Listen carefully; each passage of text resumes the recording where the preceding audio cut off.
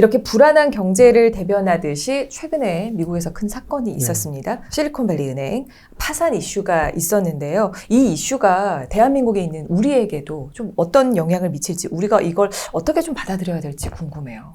저희가 바라볼 때는 네. 이제 거의 한 4, 5년, 길게는 10년 동안 이것이 성장하는 것은 당연하다고 여겼던 벤처에 대한 성장에 대해서 이제 의구심을 갖게 되는 것이고, 벤처라는 것은 사실 다들 벤처이시잖아요. 그러니까 새롭게 그러니까 모험적인 기업들을 하는, 근데 이제 가치가 있고 기술이 필요하면 충분히 벤처다라고 표현을 했는데, 그런 많은 플랫폼이나 많은 벤처 기업들의 가치가 다운그레이드가 될 수 있다. 그러니까 사실 이번 사태를 잘 보시면 이거는 금융위기랑 달라서 안정적입니다. 그리고 예금자 보호를 해주고, 그 다음에 뭐 BTFP라고 해가지고 이제 은행들이 갖고 있는 채권을 담보로 해서 돈을 이제 빌려준다고 했어요. 네. 빌려주는데 이제 그 요즘에 채권 가격이 내려갔으니까 샀을 때는 비쌌고 지금 내려갔잖아요. 네. 그러면 샀을 때 비싼 가격으로 쳐서 대출해주겠다. 그러니까 그러면 이제 다 해결이 되는 거냐. 그러니까 사실 금융시장은 좋죠. 왜냐면은 잘 생각해보시면 옛날에 비싸게 산 채권인데 이 가격이 내려갔는데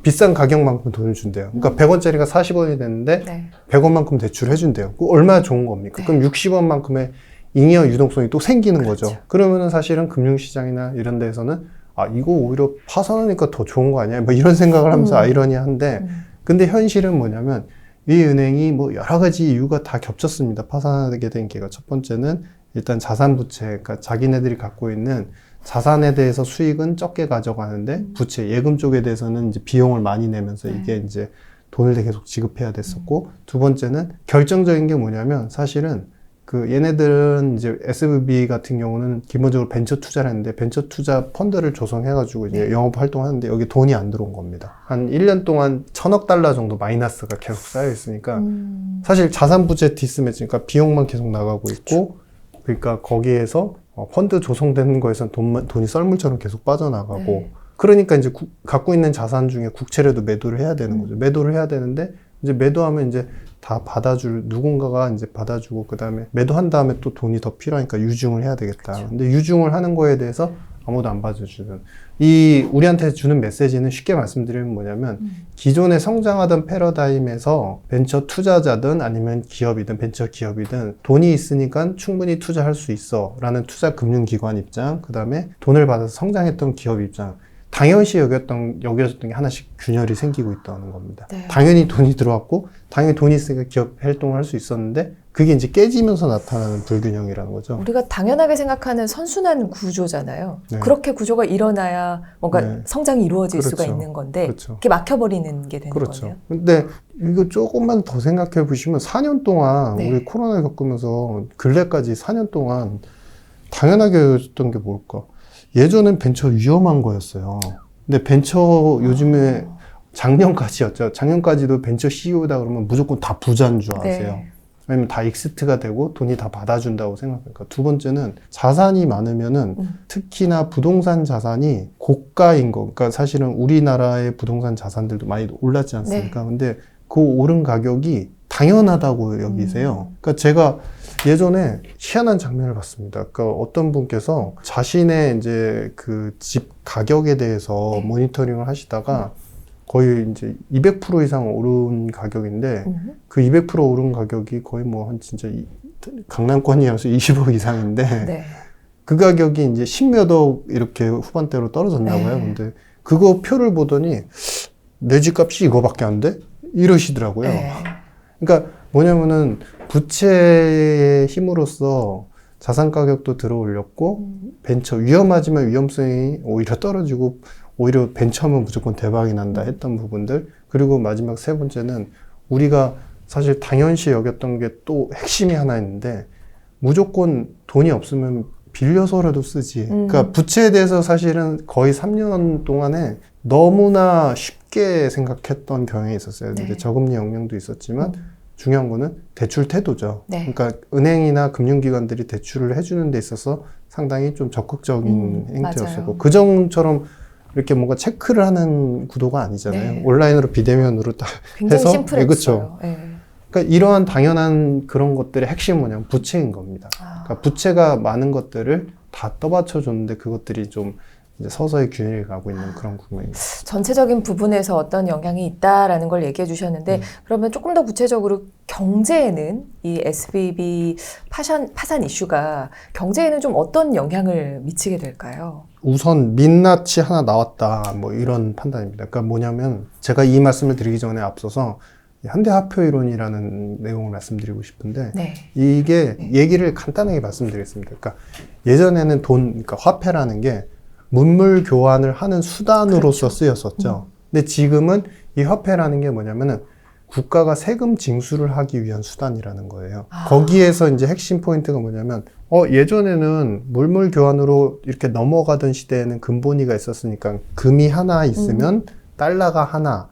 그러면은 지금 이 가격이 금 가격이 이렇게 적정하게 지켜지고 있으니 금 하나당 뭐 예를 들어서 온스당 지금 뭐 몇 달러 이게 책정이 돼서 그러면은 금은 이만큼 갖고 있으니까 이 가격 균형을 맞추려면 달러는 이만큼 있어야 돼. 이게 있었는데 지금은 그게 없는 겁니다. 그러면은 쉽게 말하면 전 세계를 대표하는 통화인 달러가 제가 이제 반문을 한번 해보겠습니다. 네.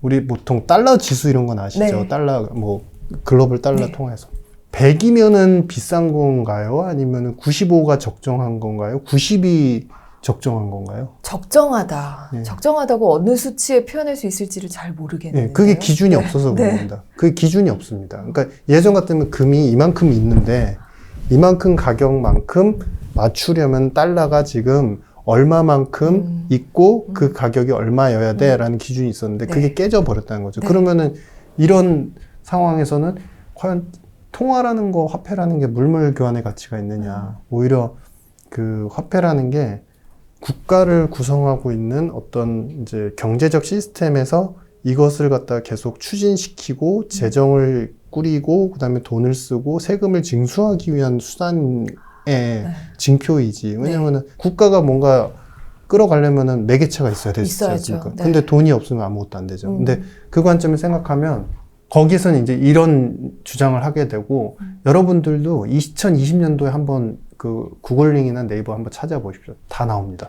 페드가 그리고 바이든 정부가 그때 이제 현대화폐 이론으로는 돈을 이렇게 막 이제 풀어도 괜찮다. 왜냐하면 돈을 풀어도 경제가 성장하면은 나중에 우리가 세금을 이렇게 걷어들여 가지고 돈 많이 번 기업들한테 세금 막 걷어들여서 이거를 다시 또 재정으로 갖고서 순환을 시키면 인플레도 안 일어나고 그리고 경제도 계속 선순환을 할 수 있습니다. 뭐 이렇게 얘기했어요. 네. 근데 여기서 뭘 안 했죠? 돈을 번 사람들도 있고 기업들도 있죠. 그렇죠? 근데 세금은 올렸습니까? 안 올렸어요. 안 올렸네요. 예. 그러니까 요 부분이 그러니까 사실은 바이든 정부도 사실은 이제 좀 단적으로 좀 표현을 해드리면 거짓말 한 겁니다. 왜냐하면 이 이제 지금같이 인플레가 갑자기 올 줄 몰랐을 것이고 네. 두 번째는 인플레가 왔는데 그러면 부야부를 해도 세금을 올려야 되는데 그러면 경기가 확 꺼지거든요. 그렇죠. 페드는 항상 경기 침체를 감내하고서라도 라고 표현하지만 바이든은 경기도 좋고 물가도 잘 잡히는 약간 이렇게 되는 거예요. 네. 근데 여기서 주인은 누구냐? 바이든인 겁니다. 그렇죠. 정부가 가는 대로 페드는 어느 정도 보조적인 역할을 맞추면서 그러면서 물가를 잡는 거지 네. 정부의 정책을 다 무시하면서 가는 물가를 잡는 그런 구조는 아니다. 그래서 이 말씀을 이제 드린 이유는 네. 이러한 이제 위기라는 것들이 사실은 결국에 아이들 머니, 노는 돈들이 되게 많았고 그게 이제 바이든 정부가 그리고 페드가 했던 것의 핵심은 돈을 푸는 데 있어서 방식도 서툴렀습니다. 뭐냐면 금융기관 대마불상, 그러니까 금융기관들, 그다음에 미국 대형은행들한테 돈만 넣어주면은 알아서 이 돈이 자기들이 실제 필요한 중소기업, 그다음에 자영업자, 뭐 소상공인 이런 사람들한테 돈을 직접 넣는 것보다 금융기관에 돈이 들어가면 이 돈들이 잘 선순환이 돼서 알아서 잘 뿌려지고 경제는 잘 될 거야. 이런 이제 입장이었는데 그거는 혼자들의 착각인 거죠, 사실. 금융기관들이 제일 많이 했던 게 결국엔 그 돈 가지고 이제 은행 영업, 상업은행 영업도 했지만 사실 트레이딩 영역도 많이 했고 그래서 미국 상업은행들이 사실은 이 돈의 힘에 의해서 어려운 부분도 있었고 안 좋은 부분도 있었는데 그게 다 수면 아래로 다 감춰져 있었던 겁니다. 그러던 상태에서 이제 기업이 더 이상 버티지 못하고 그러니까 기업 중에서 제일 연약한 게 사실 벤처죠. 그렇죠. 벤처에 이제 사람들이 아무리 돈이 많이 있다고 해서 이제 벤처는 우리 당장 이제 돈 쓰기도 바쁜데 벤처 투자는 좀 힘들 것 같아. 그러면서 그게 속도가 이제 서서히 줄었거든요. 네. 줄면서 이제 SBB에서 돈이 빠지고, 그러니까 SBB는 어쨌든 예금자들한테도 돈도 줘야 되고, 그렇죠. 그러니까 자산도 또 이제 갖고 있는 거 팔아야 되고, 팔았는데 손실이야. 그러니까 유증을 하는데 아무도 안 받아준대. 그러면서 터진 거죠. 근데 여기서 핵심은 앞으로 여러분들 잘 보셔야 되는 게, 미국 대형은행들, 제가 모든 은행을 샘플링한 건 아닌데 옐런 의장이 괜찮다고 하는 은행들도 지금 기업금융 쪽을 보면 절대적으로 적자폭이 엄청나게 큽니다. 소매 금융을 다 갖고 있는 대형 은행들이기 때문에 기업이 예를 들어서 마이너스 10억 달러 정도 기업적 부문이 나왔다고 하더라도 네. 소매가 워낙에 그들은 이제 그 일종의 카르텔처럼 완전히 대형 은행들이 다 WM을 그렇죠. 잡고 있죠. 네. 그래서 소매 쪽에서 워낙에 이익이 좋아서 이게 커버가 돼서 전체 이익이 좋게 나오는 것 뿐이지, 기업 부분만 보시면 좋은 은행들 별로 없습니다. 대형은행마저도요? 그렇죠. 근데 이번에 이제 터진 건 SBB는 SBB. 사실은 WM이 아니죠. 그렇죠. 사실은 기업 쪽인 거죠. 네. 고객 예금자들도 다 기업인데 그것도 제일 연약한 벤처 쪽인 거죠. 저는 구조적으로 기업이 지금 먼저 힘들어지면서 나타나는 현상이다. 이렇게 보고 있습니다. 그러니까 마치 큰 지진이 오기 전에 뭔가 전조 증상 같기도 하고요. 굉장히 위험한 현상이 네. 이제 표면 위로 그렇죠. 드러난 거잖아요. 그러면 이번에 SVB 이 파산 이외에 다른 또 위기의 시그널이 있을까요? 일단 이제 그 기업 부분이 먼저 이렇게 침체 양상을 보였고, 네. 기업이 이제 좀 수그라들면 두 번째 경로로 갔을 때, 그러니까 요 경로로 갈 때 하나 말씀드릴 게 있는데, 네. 정부가 세금을, 미국 정부가 세금을 제일 많이 걷어들이는 쪽이 기업일까요? 가계 쪽일까요? 기업에서 많이 더 걷어들여야 되지 않을까요? 아닙니다. GDP 대비 비중으로 보면 네. 가계 자산에 대해서 매기는 세금 비중이 GDP의 30%입니다. 기업 쪽은 오히려 그거의 절반도 안 됩니다. 그러니까 가계에서. 가계 쪽입니다. 네. 그러니까 이게 어떤 형국이 되냐면, 여러분 단순하게 그냥 심플하게 생각해 보시면 가계 쪽에 바이든 정부는 계속 정부 지출을 계속 해주고 있어요. 근데 2022년도에도 회계연도 22년도에도 원래 풀려는 돈보다 더 많이 풀었더라고요. 네. 근데 정부가 지출할 때 이전 소득이라는 게 있어요. 개인들한테 이제 사회보장 지출격으로 뭐 의료비 지출 쓰세요, 뭐 어려운 분들 돈 쓰세요 이러면서 그 돈들이 가계로 돈이 들어가면 그 돈들이 이제 합산이 돼가지고 근로소득도 최근엔 좋으니까, 그러니까 이 사람들은 계속 유지를 할 수가 있어요. 웰스를 유지할 수 있다는 거죠. 그러면은 세금을 내는 금액들은 여전히 많겠죠. 네. 그렇게 인플레 시대에도 가계 쪽에 대해서는 빠르게 절대 크래시가 안 오게 이제 무너지지 않게 이렇게 막아준 것이고, 기업 쪽에 대해서는 사실상 이제 좀 그런 정책이 없는 거죠. 부재한 거죠. 그래서 요즘에 여러분들께서 헷갈리시는 겁니다. 네. 기업 부분의 ISM이나 기업의 어떤 그 전체적인 부채 사이드의 문제 이런 것들을 보면 점점점 침체로 가고 있어요. 근데 가계 쪽에서는 이 전체 명목으로 된 이제 실제로 받는 돈이 너무나 많으니까 네. 계속 쓰는 거예요. 내수 소비도 하고 서비스 쪽을 계속 소비하는 거. 뭐 레저, 그다음에 뭐 메디케이드, 네. 그다음에 호텔, 그다음에 뭐 교육, 그다음에 전문 교육 서비스 뭐 이런 거 다 소비를 하는 겁니다. 그러니까 미국은 얼마 전에 나왔던 노 랜딩 이야기가 소득도 괜찮아 보이고 네. 소비도 되게 괜찮아 보이니까, 그러니까 이제 미국은 괜찮은 거 아니야? 근데 왜 우리가 미국에 대해서 침체 온다고 그랬지? 네. 근데 기업 부분은 완연하게 이제 되게 많이 빠르게 죽고 있죠. 왜냐면은 정부 보조가 없으니까. 그러면 지금 형태는 민간 쪽에 기업과 가계가 있고 정부가 있다고 하면은 기업 부분은 보조를 안 해주면서 정부가 이쪽으로 계속 가계 쪽을 보조를 해주는 거죠. 그렇게 해주니까 그렇게 해주면서 이제 세금을 계속 걷어들일 수 있는 거죠. 네. 걷어들일 수 있는데 여기에 이제 속셈이 하나 있는 게 뭐냐, 네. 부채를 많이 늘리지 못합니다. 이제는 바이든 정부에서도 네. 이게 뭐 누구만의 문제가 아니라 트럼프 때도 너무 많이 늘렸고 오바마 때도 엄청나게 늘렸습니다. 그러니까 거의 부채가 40%가 늘었습니다.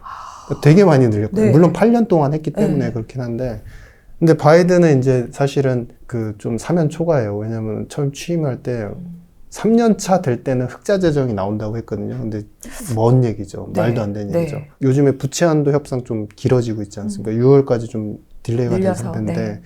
이제 지금 멈춰 있는 상태입니다, 사실은. 근데 이제 그 부채를 갖다가 더 못 땡길 상황이기 때문에 일단은 재정 그 수입, 그러니까 예산, 이제 우리 세금을 걷어들인 예산에 좀 의지를 할 수밖에 없는 구간이고 네.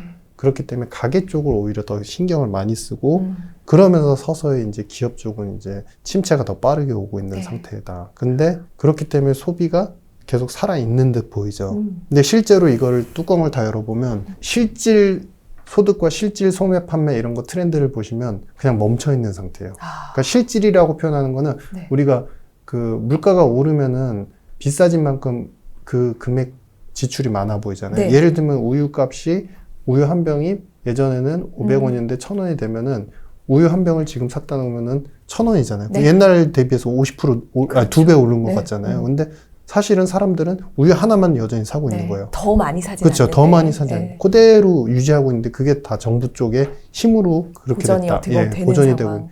그래서 간단히 말씀드리면 지금 침체의 양상은 기업 부분에서 이미 진행이 됐고 진행이 된 부분들이 지금 약한 은행들을 위주로 해서 그런 리스크들이 표출이 되고 있고 그게 이번에 뭐 여러 가지 정부가 지원하고 이렇게 대책을 마련하고 뭐 이런다고 해서 그런다고 될 문제가 아닙니다. 왜냐하면은 그렇게 한다고 해서 이 은행들이 살아나서 기업을 다 살릴 수 있는 게 아니거든요. 아니죠. 그러면 기업들은 계속 힘들어지면서 A 기업이 힘들어지고 B 기업이 그다음 C 기업, 그 다음에 C 기업과 직결되는 그런 이제 은행들이 또 힘들어지고 이게 서서히 하나씩 연쇄적으로, 나타나는 예. 거죠. 그러면서 이제 결국 기업들이 더 힘들어지면 나중에 돌아서 정부가 열심히 보조하고 막았는데도 가계가 결국에는 소득이 줄 수 있는 구간이 오는 거죠. 네. 그러면서 하나씩 균열이 생기는 겁니다.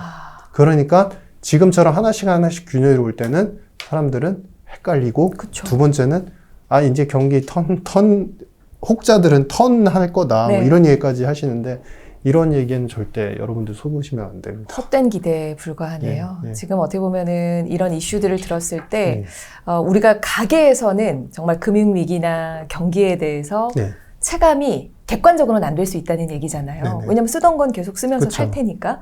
근데 오히려 기업 같은 경우는 정부 지원도 덜 받을 수밖에 없고 그쵸. 더 빠르게 그 현상이 나타날 수밖에 없는데 네. 그게 너무 표면적으로 드러난 게 이번에 이런 파산 그렇죠. 이슈라는 맞습니다. 거죠. 그렇죠. 미국의 소비 비중이 계속해서 늘어나고 있고 또 그 신용카드 연체율도 늘고 있다는 그런 데이터도 있더라고요. 그렇죠. 네. 그게 이제 그런 거죠. 그러니까 뭐냐면은 이번에 은행의 문제가 사실은 거기 그 SVB처럼 벤처와 관련된 기업들, 그 다음에 자산 부채가, 그러니까 자산에서 걷어들이는 수익은 적은데 부채에서 내는 비용이 많은 그런 은행들이 좀 네. 약간 힘들어졌었는데 중소형 은행들의 그 신용카드 연체를 보면 위기 때 7% 정도면은 항상 위기가 났거든요. 네. 그게 선행이든 후행이든 사실은 무관해요. 근데 네. 지금 7%를 이미 육박하고 있습니다. 이미요? 중소은행들이. 근데 그거 잘 보시면 네. 이게 이제 소비에도 패턴이 있고 심리가 있는데 지금 미국 같은 경우 양극화가 더 심합니다. 그래서 부자들 상위 10%하고 하위 10%하고 그 소득 격차를 연간 소득 격차를 22년도에 살펴보시면 14배 차이가 납니다. 14배요? 14배요. 예. 그러니까 상위 10%는 평균 한 20만 불 이상 벌어들이고 있고 네. 이쪽은 거의 뭐 15,000불? 이 정도밖에 안 됩니다. 그러니까 너무 차이가 많이 나는 거예요. 10%인데 그 정도 차이면 어마어마한 거잖아요. 너무 큰 거죠. 그러니까 그러한 부분에서 이제 어떻게 보면은 부자들이 돈을 많이 어느 정도 쓰고 있기 때문에 이제 버티는 것 같고, 근데 이쪽 이제 중저소득 계층 같은 경우는 사실상 소득이 많지 않은데 미국에서도 그 대출을 받기가 되게 편안한 환경이에요. 그러니까 그래요? 금리는 높은데, 그러니까 신용카드 대출도 되게 많이 나가고 있고, 자동차 론도 되게 많이 나가고 있고, 네. 그래서 그런 부분에서 사실은 이제 없으면 아까 제가 세 가지 말씀드렸죠. 당연시 여겼던 네. 세 번째 부채. 네. 부채에 대해서도 여전히 당연시 여기니까 크레딧을 끌어와가지고 대출을 끌어와서 막 소비를 하고 있는데 네. 이분들은 정작 소득이 안 늘고 있어요. 그러면 어디로 지금 메이크업이 되냐? 다 정부의 이전 소득. 그러니까 정부가 어느 정도 보조해주는, 보존해주는 네. 부분. 그러니까 그런 데서 심지어 가계조차도 약간의 균열이 좀 오고 있는 상태인 거죠. 그러면 벌써 위기의 시그널이 3개나 나오고 네. 있는 거네요. 그렇죠. 맞습니다. 정말 심각한 상황이라는 게 다시 한 번 더 인지가 되는데 많이들 세계 최강국인 미국도 이번 경제 위기를 좀 빠르게 극복하기는 정말 어려울 것 같다라고 얘기를 하는데 미국 또한 이번 경제 위기를 비껴가기 어려운 이유가 무엇에 있을까요? 쉽게 말씀드리면 카드를 다 쓴 거죠. 그러니까 양적 완화도 다 했고 네. 그다음에 양적 완화를 할 때도 사실은 이제 아까 제가 현대화폐론을 말씀드렸지 않습니까? 그러니까 정부가 돈을 이제 푸는 거죠. 계속 이제 경제를 살리려고. 네. 그래서 나중에 세금으로 걷어들일 거니까 괜찮습니다 했는데 이제 그거를 할 때 결국엔 채권을 발행하는데 채권 발행하는 게 외국에서도 발행했지만 연준이 사주고 있는 거예요. 그러니까 계속 거의 한 30-40%를 사주고 있습니다. 네. 그러니까 이렇게 하는 거를 예전에는 사실은 하면 안 된다고 그랬어요. 왜냐면은 그렇게 되면 한 몸이 되잖아요. 그렇죠. 사실은. 한쪽이 네. 푸는데 한쪽 거를 다 사주고 있다. 그러면 중앙은행하고 본질적으로 정부하고 독립이냐. 독립이 아닌 거죠. 근데 독립이 아닌 거를 오케이 해줬습니다. 그 학회에서, 학계 자체에서도. 네. 왜냐면은 아까 말씀드렸던 MMT. 정부가 하는 거에 대해서 어느 정도 보조를 맞추는 게 그게 현대화폐 이론에 따라서. 거기에는 네. 맞추면 된다. 나중에 잘 걷어들이면 된다. 근데 그렇게 정책은 다 썼는데 쉽게 말하면 나중에 숙제를 안 해놓은 거죠. 네. 지금 걷어들여야 되는 걸 못 걷어들인 상태로 재정은 또 막막하고 그렇죠. 그렇다고 부채 발행을 지금 되게 많이 할 수도 없는 상황이고 그러면 누구한테 결국 의존했냐면 정부는 또 연준한테 의존해야 되는데 연준이 지금 사실은 어찌 됐든 물가 잡기로 가고 있잖아요. 금리도 올리고 뭐 이렇게 하고. 그러니까 사면 초과입니다, 사실. 정책적으로 기댈 보면. 데가 없네요. 예, 정책적으로. 그러니까 지금의 이제 그 표면적인 뉴스는 이제 그 금융 시장이나 주식을 투자하시는 분들 입장에서는 뭐 파월이 매파다 뭐 이렇게 표현하지만 네. 사실은 파월은 매파가 아닙니다. 그냥 페드 와치에서 우리가 시장에서 예상되는 만큼만 금리를 차곡차곡 올려주고 있고 지금 일각에서 얘기했던, 그러니까 그 전에 얘기했던 폴 볼커식의 방식은 전혀 아닌 것이고 모든 것들이 지금 네. 어려운 구간이고 정책화된 다 소진돼 있고 그런 네. 상태인 것 같습니다. 거기다 그 상태가 심지어 발현까지 되고 있는 그렇죠, 그런 맞습니다. 상황이라고 말씀해 주셨는데 이런 경제 상황의 위험 징후들이 계속 포착되고 있는 상황에서 저희가 계속 안 좋은 상황만 계속 또 네, 얘기를 할 수는 없으니까요. 그렇죠. 거기에서 또 긍정적으로 또 발견할 수 있는 포인트, 긍정적인 신호나 변수가 있다면 어떤 게 있을까요? 결국에는 물가일 겁니다. 물가. 예, 물가. 물가가 사실은 그래도 안정화되는 이제 목표치 범위가 되면은 이제 페드도 조금 금리든 아니면은 양적 완화 쪽이든 아니면 좀 자유로워질 수 그렇죠. 있고 그러면 이제 정부도 채권을 발행하고 뭔가 돈을 끌어오는 데 있어서 좀 편안해지지 않습니까? 그러니까 그런 부분들이 좀 원활하게 되는 구조가 결국엔 다 물가에 있기 때문에 근데 이제 올해 하반기가 되면은 우리가 전년비 기저효과는 여러분들 다 아시죠? 그러니까 전년 대비해서는 이제 물가가 떨어져 있을 가능성이 있어요. 그래서 네. 지금은 아직은 CPI가 6% 정도 나오지만 이게 이제 시간이 지나면서 아무리 서비스 물가가 높다고 해도 서비스 물가도 계속 고공행진은 못할 거거든요. 그쵸. 네. 지금과 같은 상황에서. 네. 그러면은 어느 한계선에 딱 봉착을 하면 여기서 더 안 오르고 멈춰 있으면 이렇게 간다고 치면은 그 수평으로 이제 어느 정도 플랫하게 가면은 이 가격 대비 이 가격이 별로 안 오른 거잖아요. 그렇죠. 사실은. 그런 전년비의 효과, 기저 효과로 사실은 이제 올 연말쯤 되면은 그래도 4~5%대까지는 이렇게 안정화될 가능성은 있어 보인다. 물가 안정화가 좀 이루어질 그렇죠. 것 같다. 그러면 정부든 중앙에든 좀 뭔가 할 수 있는 카드들이 좀 생기겠죠. 그 시점을 박사님께서는 올해 하반기, 올 연말쯤, 예. 연말쯤으로 보고 계신 거잖아요. 그렇게 예측하시는 이유가 있으실까요? 올 연말쯤 정도 되면? 그게 두 가지입니다. 서비스도 아무리 경직적이고 서비스를 아무리 계속 한다고 해도 실질 소매 판매가 그리고 실질 소득이 계속 지금 정체되는 구간이기 네. 때문에 가게들도 최근에 이제 저축률이 좀 올라가고 있어요. 네. 그러니까 미국 가게조차도 되게 많은 보전을 받고 지원을 받는 가게조차도 일단 못 버는 쪽은 되게 못 벌고 있고 네. 그러니까 이제 서서히 돈을 쟁겨놓기 시작한다는 겁니다. 그러면 이제 그 얘기는 뭐냐면 소비의 지출 의향들이 조금씩 약간 약해진다는 네. 거죠. 물론 이제 주택 렌트비 이런 것들은 아직도 너무 비싼데 그건 어쩔 수가 없는. 근데 이제 그런 부분들까지도 연말 가서 그런 수요의 심리나 그런 것들이 조금씩 다운그레이드가 되면 당연히 연말쯤 갔을 때는 적어도 조금은 좀 주춤하지 않을까 이렇게 생각하고 있습니다. 어려운 경제를 빠르게 분석해서 모두 이해할 수 있게 해드리는 다팝콘 채널도 여러분 많은 이용 부탁드립니다.